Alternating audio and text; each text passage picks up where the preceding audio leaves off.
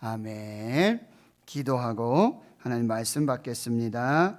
하나님 감사합니다. 오늘 거룩하고 복된 주의 날 기억하여 몸과 마음을 구별하고 시간을 구별하고 하나님 앞에 거룩한 산제물로 예배하게 하심 감사합니다. 이제 하나님의 말씀을 듣습니다. 성령께서 교회에게 주시는 하나님의 음성을 듣게 하여 주옵소서. 감사드리옵고 예수님의 이름으로 기도하옵나이다. 아멘. 사랑하는 성도 여러분, 행복하십시오. 성령 충만하십시오. 교회에 여러 절기 중에 잊혀진 절기가 있습니다. 중요하면서도 잊혀진 절기 중에 하나가 주님의 승천일입니다. 교회력 가운데 잃어버린 절기가 바로 교회의 승천일입니다. 이날은 말씀이 육신이 되어 우리 가운데 거하셨던 예수님께서 인간의 몸으로 지상 사역을 모두 마치시고 만왕의 왕, 만유의 주로서 하늘의 궁정으로 입성하는 날입니다. 지난 5월 13일 목요일 주의 승천일이었습니다. 예수님의 성육신의 절정은 부활이시고 그리고 승천하신 사건에 있습니다. 독일, 프랑스, 네덜란드, 벨기에, 덴마크, 핀란드, 스웨덴, 스위스, 오스트리아, 유럽의 기독교 국가들 그리고 인도네시아의 경우 이 주님의 승천일을 국가 공휴일로 지정하고 있습니다. 그만큼 주님의 승천을 기억하고 의미를 되살린다는 반증일 것입니다. 복음서 기자 중에서는 오직 누가만이 예수님의 승천 사건을 기록하고 있습니다. 누가복음 24장 51절에 축복하실 때에 그들을 떠나 하늘로 올려지셨다. 오늘 본문 사도행전 1장 9절에 이 말씀을 마치시고 그들이 보는데 올려져 가시니 구름이 그를 가리어 보이지 않게 하더라 라고 기록하고 있어요. 사도 바울은 에베소서 4장 10절에 예수님의 승천을 이렇게 기록합니다. 모든 하늘 위에 오르신 자니 이는 만물을 충만하게 하려 하심이라. 어거스틴은 이렇게 말합니다.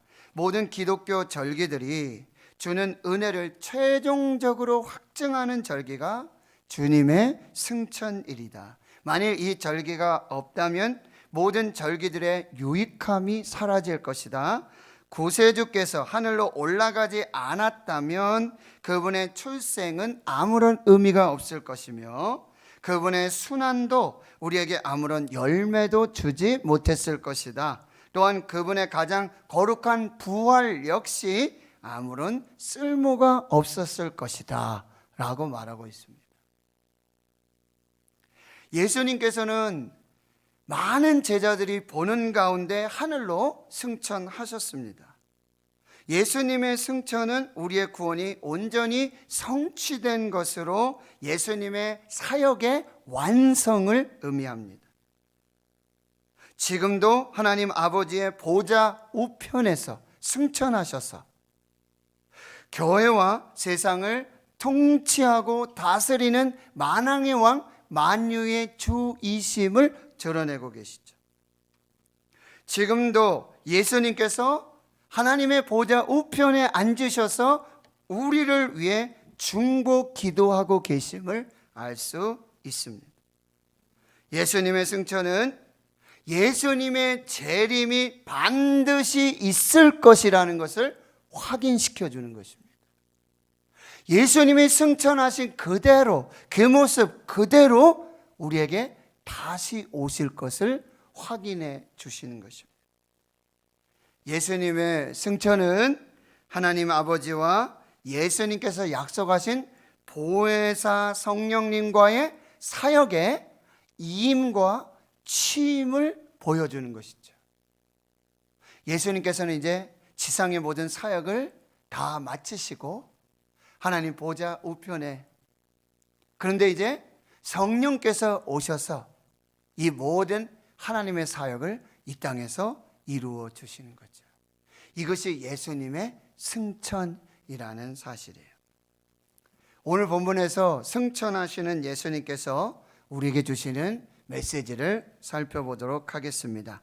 첫 번째로 예루살렘을 떠나지 말라. 아버지께서 약속하신 성령을 기다려라. 성령으로 세례를 받을 것이다 라고 말씀하고 있어요. 이 사도행전 1장 4절과 5절의 말씀은 누가복음 24장 49절에서도 또 반복되고 있는데요. 볼지어다 내가 내 아버지께서 약속하신 것을 너희에게 보내리니 너희는 위로부터 능력으로 입혀질 때까지 이 성에 머물러 있어라. 예루살렘을 떠나지 말아라. 아버지께서 약속하신 성령을 기다려라. 성령으로 세례를 받을 것이다. 이 말씀을 주고 계세요. 첫 번째, 예루살렘을 떠나지 말라. 승천하시는 예수님께서 제자들에게 두 가지 지침을 주십니다. 첫 번째가 예루살렘을 떠나지 말라는 거예요. 갈릴리는 제자들의 삶의 현장이었고 제자로서의 부르심의 자리였으며 부활하신 예수님과의 첫사랑과 사명을 회복하는 자리였습니다. 예루살렘은 평화의 도시라는 이름의 뜻이 있고요, 하나님을 예배하는 성전이 있는 곳이고 예수님께서 십자가를 지시고 또 3일 만에 부활하신 장소가 예루살렘이고 이제는 성령을 기다리며 기도하는 자리가 예루살렘임을 말씀해 주고 있어요. 이사야 2장 3절의 모습에 보면은 율법이 시온에서부터 나올 것이요 여호와의 말씀이 예루살렘에서부터 나올 것이라. 이 예루살렘이 복음이 시작되는 곳이고 예루살렘이 교회가 시작되는 곳임을 예언해 주고 있어요. 성경에서 말하는 예루살렘은 신앙의 중심지입니다. 예루살렘은 복음의 발원지요 하나님의 어린 양이 죽임을 당하신 바로 그곳에서부터 시작돼서 복음이 온 세상을 덮을 것이다. 예루살렘으로부터 온 유대와 사마리아와 땅끝까지 이 복음이 증거될 것이다. 복음의 진원지, 교회의 출발지가 예루살렘임을 말씀해 주고 있습니다. 그러므로 제자들은 예루살렘을 떠나지 말고 예루살렘에서부터 시작해야 된다는 말씀이에요. 예루살렘을 떠나지 말라는 이 말씀은 지역적으로 예루살렘을 떠나지 말라는 의미도 있지만 신앙의 중심지를 떠나지 말고 예배의 처소를 떠나지 말고 말씀의 자리를 떠나지 말고 기도의 자리를 떠나지 말고 복음의 자리를 떠나지 말라는 영적인 해석이 가능한 것입니다. 요한복음 15장 3절과 4절과 5절에 내 안에 거하라 나도 너희 안에 거하리라. 가지가 포도나무에 붙어 있지 아니하면 스스로 열매를 맺을 수 없음 같이 너희도 내 안에 있지 아니하면 그러하리라. 나는 포도나무여 너희는 가지니 그가 내 안에 내가 그 안에 거하면 많은 사람이 열매를 맺나니 나를 떠나서는 너희가 아무것도 할 수 없음이라. 예루살렘을 떠나서는 너희가 아무것도 할 수 없음이라. 이 코로나19 팬데믹 속에 우리에게 주시는 성령이 주시는 하나님의 음성인 줄을 믿습니다. 두 번째는 아버지께서 약속하신 성령을 기다리라고 말씀하세요. 성령은 하나님께서 약속하셨어요. 요한서 2장 28절과 29절에 이렇게 말씀하고 있어요. 그 후에 내가 내 영을 만민에게 부어주리니 너희 자녀들이 장래일을 말할 것이고 너희 늙은이는 꿈을 꾸며 너희 젊은이는 이상을 볼 것이며 그때 내가 또 내 영을 남종과 여종들에게 부어줄 것이다. 내가 나의 신을, 나의 성령을, 나의 영을 만민에게 부어줄 것이다. 그리고 이 성령의 주인은, 성령의 주체는 하나님이심을 말씀해 주고 있는 거예요. 예수님께서는 마가의 다락방에서 다락방 고별 설교를 하시면서 거기서 이렇게 말씀하시죠. 내가 아버지께 구하겠으니 그가 또 다른 보혜사를 너희에게 주사 영원토록 너희와 함께 있게 할 것이다. 나는 이제 떠나갈 것이다. 그런데 아버지께서 보혜사 성령을 보내주실 것인데 그 성령은 영원토록 너희와 함께할 것이고 그는 진리의 영이시고 너희와 함께하고 너희 속에 내주하여 교통하시는 하나님의 영으로 오게 될 것이다 말씀하시는 거예요. 부활하신 예수님께서도요, 제자들에게 그들을 향하여서 숨을 내쉬면서 말씀하십니다. 성령을 받으라. 성령을 받으라. 아버지께서 약속하신 그 성령을 기다리라고 말씀하십니다. 그리고 세 번째는 요한은 물로 세례를 베풀었지만 너희는 몇 날이 못 채어 성령으로 세례를 받으리라. 성령으로 세례를 받으리라 말씀해 주시는 거죠. 승천하신 예수님께서 제자들에게 주시는 이 예수님의 명령, 성령으로 세례를 받으라. 이것은 에베소서 5장 18절에 성령으로 충만함을 받으라 라는 말씀과 똑같은 말씀이에요. 즉 이거는 일회적으로 한 번만 성령을 받고 성령 충만함 받으라는 얘기가 아니고 지속적으로 계속해서 성령의 기름 부으심, 성령의 세례, 성령의 충만한 은혜를 받아야 함을 우리에게 말씀해 주고 있습니다. 승천하시는 예수님께서 예루살렘을 떠나지 말아라. 아버지께서 약속하신 성령을 기다려라. 예수님께서 약속하신 성령이 강림하기까지 기다려라. 성령 세례 받고 성령으로 충만을 받기까지는 아무 일도 하지 말아라. 예루살렘 떠나지 말아라. 성령께 붙들림을 받기 전까지는 움직이지 말아라 라고 하는 명령을 주고 계시는 거예요.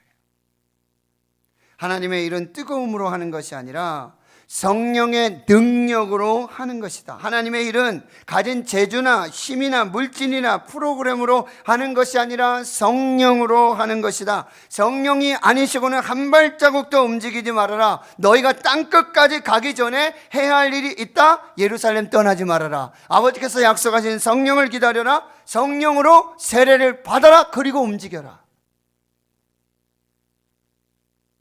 그런데 요즘 교회가 이 순서가 바뀌었어요. 우리의 신앙의 삶의 순서가 바뀌었단 말이에요. 성령도 없이, 성령의 능력도 없이, 성령의 기름 부으심도 없이 자기 힘으로, 자기 능력으로 그렇게 살고자 하는 많은 사람들이 있다는 거예요. 여러분, 이 말씀을 여러분이 꼭 기억하셔야 돼요. 예루살렘 떠나지 말아라. 아버지께서 약속하신 성령을 기다려라. 성령으로 세례를 받으라. 독일 튜빙겐 대학의 조직신학 교수인 위르겐 몰트만 교수님은 이렇게 말씀하세요. 교회가 성령의 능력 안에 있을 때 진정한 그리스도의 교회가 될 수 있고, 성령의 임재 가운데 교회가 사명을 감당하는 교회, 선교적 교회가 될 수 있다. 이 말은 뭐예요? 교회는 성령으로 충만한 공동체가 되어야 되고, 성령님과 함께하는 공동체, 성령님에 의해서 인도되는 공동체가 되고, 교회는 성령의 능력을 떠나서는 아무것도 할 수 없음을 말씀해 주고 있는 것입니다. 두 번째로 승천하시는 예수님, 성령이 임하시면 어떤 일이 일어나는지 말씀해 주고 있어요. 1장 8절입니다. 오직 성령이 너에게 임하시면, 너희가 권능을 받고, 성령이 임하면 첫 번째로 주시는 역사가 뭐예요? 하나님으로부터, 위로부터 권능이 임하는 것입니다. 디나미스. 이게 다이너마이트의 어원이에요. 다이나믹의 어원이 되고 있는 이 디나미스가 나타나게 되는데요. 누가복음 24장 49절에 다시 보시면, 볼지어다 내가 내 아버지께서 약속하신 것을 너에게 보내니 너희는 위로부터 능력이 입혀질 때까지, 위로부터 능력이 입혀질 때까지. 성령은 하늘로부터, 위로부터, 하나님으로부터 오는 능력입니다. 이것이 바로 성령이라는 거예요. 성령의 세례, 성령의 임함, 성령의 충만은 하나님의 권능, 하나님의 능력, 하늘로부터 오는, 하나님으로부터 오는, 위로부터 오는 능력을 덧입는 것, 그것이 바로 성령의 권능을 받는 것이죠. 그러면 그동안 우리 힘으로 되지 않던 일들, 우리 능력으로 되지 않는 것들이 성령이 임하면 그 권능으로 그 능력이 덧입혀져서 모든 불가능이 가능해지는 것입니다. 오직 성령의 능력으로만 가능해지는 것입니다. 성령이 임하면 권능의 역사가 나타나는 거예요. 스가랴 4장 6절에 그가 내게 대답하여 이르되 여호와께서 스룹바벨에게 하신 말씀이 이러하니라. 만군의 여호와께서 말씀하시되 이는 힘으로 되지 아니하고 능력으로 되지 아니하고 오직 나의 신으로 되느니라. 나의 성령으로 되느니라. 나의 영으로 되느니라 말씀하세요. 아무런 능력으로 안 돼요. 내 힘으로 안 돼요. 내 능력으로 안 돼요. 내 권세로 안 돼요. 내 지혜로 안 돼요. 그러나 하나님의 성령이 임하면 그 권능으로, 하나님의 영으로 모든 것이 가능하게 될 줄 믿습니다. 두 번째는 성령이 임하면요, 그리스도의 증인이 돼요. 순교자가 된다고 말씀해 주고 있어요. 하나님으로부터 오는 성령이 임하고 성령의 세례받고 성령의 충만을 잊게 되면 예수 그리스도의 증인이 되는 것입니다. 십자가의 증인이 되고 부활의 증인이 되고 복음의 증인이 되는 거예요. 성령이 임하면 누구든지 예수 그리스도의 십자가와 부활과 복음의 증인이 될 수 있어요. 그러나 하나님께서는 아무나 증인으로 세우지 않으세요. 증인이라는 말은 순교자라는 의미예요. 예수 그리스도를 전하다가, 십자가를 전하다가, 부활을 전하다가, 복음을 전하다가 죽을 수 있다는 거예요. 죽기를 각오하고 이 생명을 전하는 것입니다. 그런데 성령이 임한 사람들은 예수 그리스도의 증인이 될 수 있지만 아무나 예수 그리스도의 증인으로 세우지 않으시는 거예요. 오직 성령의 능력, 권능을 덧입은 사람, 그 사람을 증인으로 세워서 이 하나님의 생명을 전하게 하신다는 거예요. 이 증인이라는 단어는 법률 용어이고 법정 용어입니다. 증인의 자격이 있죠. 반드시 보고 들어야죠. 그걸 증인하는 거죠. 두 번째, 반드시 출석 요구에, 증인으로 출석해 줄 수 있겠습니까? 반드시 증인 출석 요구에 응해야 하는 거예요. 세 번째, 반드시 진실만을 증언해야 한다는 것입니다. 이 사람이 바로 증인이 되는 것이고 성령의 능력이 임할 때만 이 증인의 사명을 감당하게 돼요. 그러면 어떻게 예수 그리스도를 증언하는 증인의 삶을 살 수 있는가? 삶으로 증언해야 되는 거예요. 빛으로, 소금으로 삶의 현장에서 예수 그리스도를 증언하는 증인의 사명 감당해야 돼요. 그리고 내 증인이 되리라 이렇게 말씀하셨죠. 되리라 라고 하는 이 단어는 미래형인 동시에 명령형으로 되어 있습니다. 이것은 뭐냐? 반드시 되어질 예언이고 반드시 증인이 되라는 명령이라는 거예요. 저와 여러분은 예수를 믿고 성령의 세례를 받았습니다. 믿으시면 아멘. 예수 성령께서 우리 안에 계신 줄 믿습니다. 믿으시면 아멘. 그렇다면 우리는 미래적으로 반드시 예수 그리스도의 증인이 될 것이고 그 증인이 되라는 명령 앞에 우리가 서 있다는 사실을 기억해야 됩니다. 성령이 임하면 권능으로 이 종교와 지역과 인종과 사상과 문화를 초월하게 되고 벽을 넘는 돌파의 역사들이 나타나게 돼요. 성령이 임하면 권능 받고 예루살렘과 온 유대와 사마리아와 땅끝까지 내 증인이 될 것이다. 성령이 임하면요, 그 모든 종교와 지역과 인종과 사상과 문화를 초월한 하나님의 증인으로서의 사명을 감당할 수 있게 되는 것이죠. 하나님 성도 여러분, 코로나19 팬데믹 성령의 능력으로 돌파하게 될 줄 믿습니다. 성령의 능력이 아니시고는 아무것도 할 수 없게 되는 것입니다.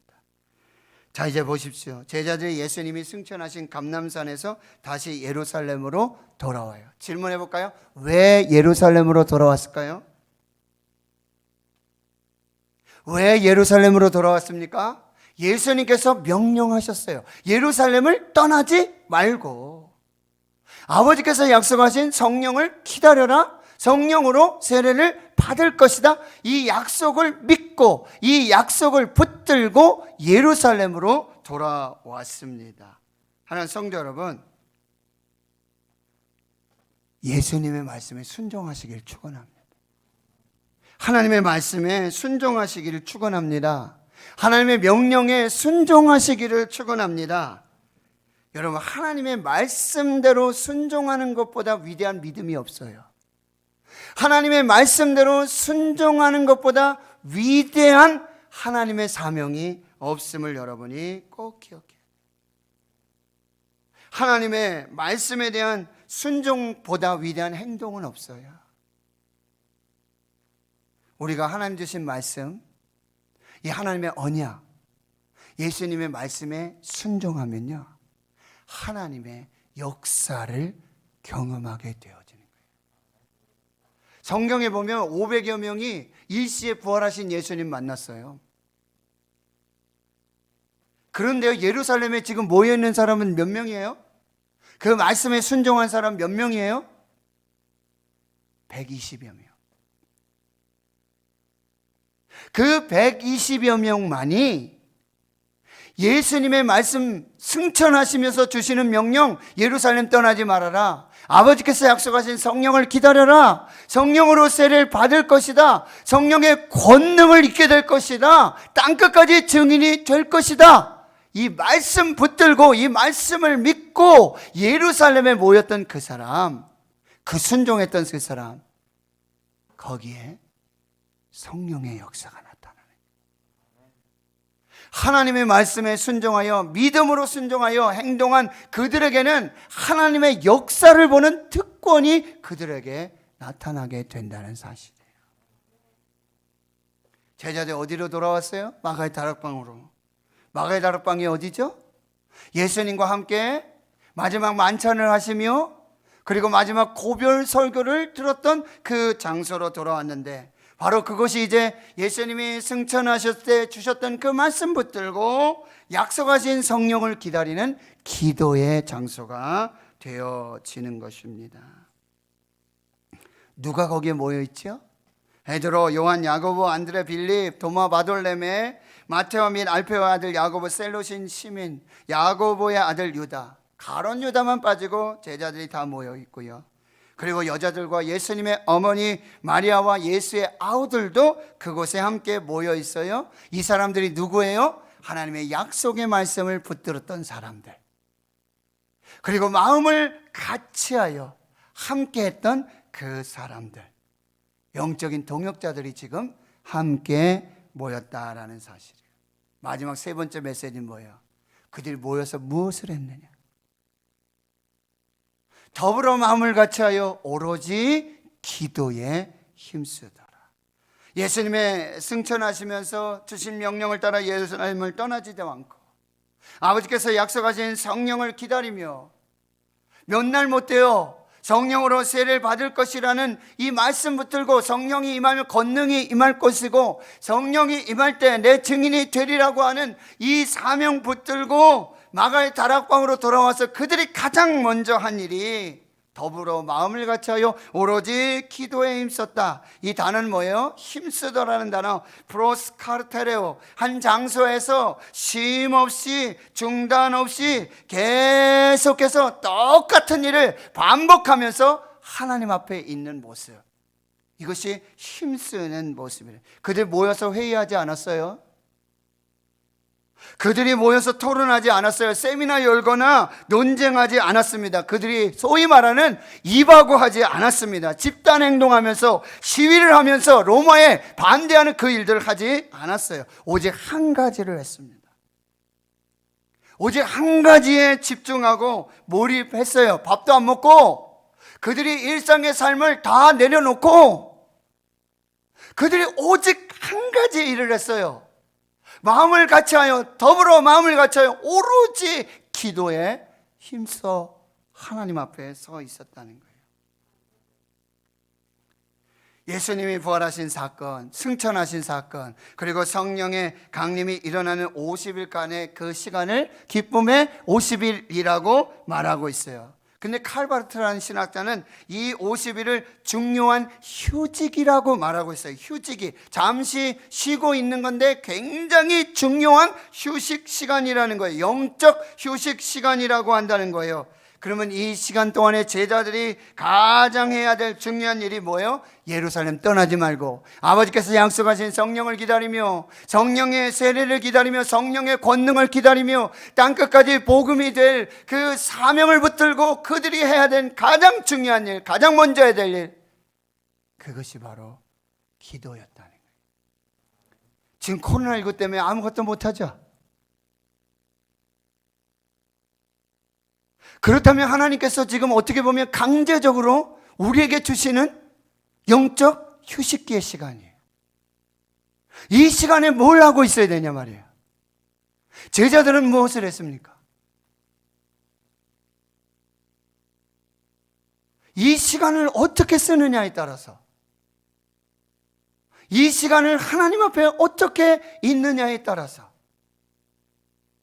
이 시간이 지난 후에는 천지차이의 역사들이 나타나게 된다라고 하는 것입니다. 더불어 마음을 같이하여 오로지 기도에 힘쓰며 성령을 기다리고 있었어요. 창조주 성령님 오시옵소서, 보혜사 성령님 오시옵소서, 진리의 성령님 오시옵소서. 제자들이 드린 가장 긴급하고 중요한 아주 깊은 기도가 바로 이 기도였다라는 사실이에요. 코로나19 팬데믹 속에, 이 영적 휴지기 속에, 이 영적 휴식 기간 속에 우리가 해야 될 일은 기도보다 성령보다 앞서지 말아야 돼요. 기도가 가장 최우선순위가 되어야 되고, 기도가 답임을 믿으시길 바랍니다. 기도가 전부임을 믿으시기 바랍니다. 제자들은 약속하신 성령을 기다리고 오로지 기도에 힘썼어요. 교회와 성도들이 여러분 다른 데 힘쓰지 말고 기도에 힘써야 한다는 거예요. 그들의 모든 삶을 내려놓고 오직 기도만 붙들고, 무슨 얘기예요? 하나님만 붙들고, 하나님의 말씀만 붙들고, 하나님 앞에 잠잠히 그렇게 서 있었다라는 사실이에요. 더불어 모여서 기도했고 합심하여 간절한 기도가 하나님께 올려지게 됐어요. 여러분, 부활하신 예수님이 승천하시고 예루살렘에 제자들이 돌아왔는데, 여러분 그때 예루살렘의 분위기가 어땠을까요? 로마 당국자들, 대제사장들, 많은 사람들의 감시가 있었어요. 지금 똑같아요. 코로나19 속에 누가 예배하는지, 어느 교회에서 예배하든지, 어디에 모여 있는지 나라에서 감시하죠. 시에서 감시해요. 구에서 감시해요. 아마 2부 예배 때 또 올 거예요. 아마 몇 명 모여서 예배하는지, 마스크 썼는지. 지금 예루살렘의 제자들은 정체절명의 위기예요. 지금 도망가도 벌써 도망가야 돼요. 살려면 벌써 피해야 할 그런 상황이라는 거예요. 그런데 그들이 각계 전투로 흩어져도 살까 말까인데 그들이 한 곳에 모여 있어요. 120명이 한 곳에 모여서 잠잠히 고요하게 쉬면서 있는 것도 아니고, 거기 뭐야? 부르짖어 기도하며. 우리는 예수님 믿는 사람입니다. 우리는 예수님의 말씀을 믿습니다. 승천하시며 주신 말씀을 붙들고 우리는 기도합니다. 찬양합니다. 성령님 오시옵소서, 성령님을 기다립니다. 이렇게 지금 대놓고 광고하면서 그렇게 기도하고 있었다라는 사실입니다. 여러분, 기도가 모든 염려와 불안을 물리치는 줄 믿습니다. 그 제자들이 위대한 일을 착수하기 전에, 그리스도를 전파하기 위해 보냄을 받기 전에 그들은 무엇보다도 기도하는 시간을 바쳤다라는 사실이에요. 여러분, 영적 승리를 선택하기 위한 최상의 선택이 바로 기도임을 여러분 믿으시기 바랍니다. 하나님의 위대한 일은요, 기도 후에 나타나요. 하나님의 역사는 기도 후에 드러나게 된다라고 하는 거예요. 갈멜산의 엘리야의 불의 역사, 큰 비의 역사, 언제요? 기도 후에 나타나기 시작해요. 오순절 성령의 불같이 임하고 바람같이 임하는 그 성령의 역사, 각 사람 머리 위에 임하는 그 성령의 역사들, 성령의 말하게 하심을 따라 각기 하나님이 주신 언어로, 하늘의 언어로 그 방언을 말하는 그 역사들이 기도한 후에 나타났다는 사실이에요. 후에 헤롯이 베드로를 잡아오게 가두잖아요. 죽이려고 그러잖아요. 똑같이 기도합니다. 그때 천사가 나타나서 베드로를 살렸어. 옥문을 열고 착고를 풀고. 그럼 바울과 실라가 빌립보에서 전도하다가 감옥에 갇혔잖아요. 한밤중이에요. 그 감옥에서 찬송하고 기도할 때 지진이 일어나고요, 옥문이 열리고 착고가 풀리고 모든 죄수들이 살아나는 역사가 나타나게 된다는 거예요. 여러분, 기다리는 때에 우리가 가장 멋지게 할 수 있는 일은 기다림의 시간에 기도하는 일입니다. 기도하면서 기다리는 거예요. 기도는 기다림이에요. 약속하신 성령을 받는 가장 중요한 준비, 최우선적인 준비, 그게 기도라는 거예요. 여러분, 예수님 말씀하셨잖아요. 보세요. 예루살렘 떠나지 말아라. 아버지께서 약속하신 성령 기다려라. 성령으로 세례를 받을 것이고 성령이 임하면 권능 받을 것이고 땅끝까지 내 증인이 될 것이다. 그런데 무엇을 하면서 있으라는 얘기는 없었잖아요. 무엇을 하면서 기다리는 얘기는 없었어요. 근데 오늘 여러분 누가복음 말씀에도 보세요. 24장 53절에 그들이 늘 성전에서, 지금 마가의 다락방이지만 성전에서 하나님 찬송했다 그러잖아요. 여러분, 바로 예수 이름으로 모인 곳이, 그곳이 성전이에요. 그곳에서, 성전에서 그런 가장 드려져야 해야 될 일이 예배와 기도라는 사실. 만민이 기도하는 집이 될 때 성령의 기름 부으심의 역사가 나타나게 된다는 거예요. 여러분, 아프리카에 부족이 이렇게 살다 보면 아주 가뭄이 오래될 때가 있다 그러잖아요. 그러면 그 부족에서 기우제를 지내는 거예요. 비를 내리게 해달라고. 그런데 어느 한 부족이 있는데요, 이 부족은요 기가 막혀요. 가뭄이 들어서 기우제를 드리는데, 기우제를 드리면 비가 오는 거예요. 100%예요. 확률 100%. 기우제를 드리면 비가 와요. 야, 그런데 여기에 놀라운 비밀이 있어요. 그들의 기우제는요, 비가 올 때까지 기우제를 드려요. 비가 내릴 때까지. 너희는 몇 날이 못되어 성령으로 세례를 받을 것이다. 며칠인지도 모르죠. 아마 시간 가는 줄 몰랐을 거예요. 이들은요, 성령이 오시기까지, 성령의 기름 부으심이 나타나기까지 기도했던 거예요. 거기에 성령의 역사가 나타난 줄로 믿습니다. 하나님 성도 여러분, 아버지 하나님께서는요, 간절히 기도하는 자에게 가장 좋은 선물을 주시는데 그것이 바로 성령이라고 말씀하고 있습니다. 위대한 선교사님의 말씀을 끝으로 설교 마무리하겠습니다. 현대 선교의 아버지 불리는 윌리엄 캐리, 그의 모비명에는 이렇게 적혀 있다고 그래요. 하나님으로부터 위대한 일을 기대하라. 하나님을 위해서 위대한 일을 시도하라.